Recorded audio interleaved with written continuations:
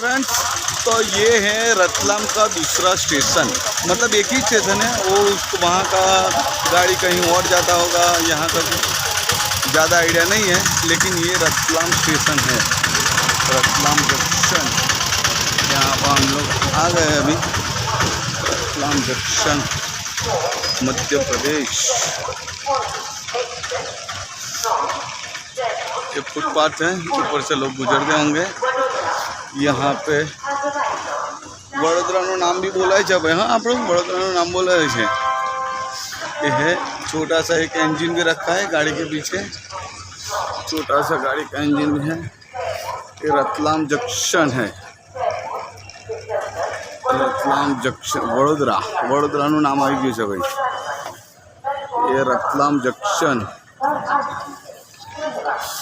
ये फुटपाथ है, अंदर आने जाने का रास्ता जो भी है वो बराबर।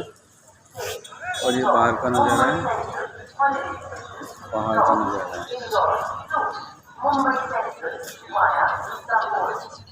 और ये वडोदरा, वडोदरा नाम तो वारे घड़ी आवे। ये है रतलाम जंक्शन, मध्य प्रदेश।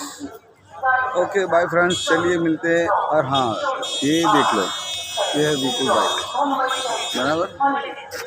विपुल भाई को पहचान लो, रतलाम जंक्शन में है अभी, बराबर। मिलेंगे फिर बड़ौदा में।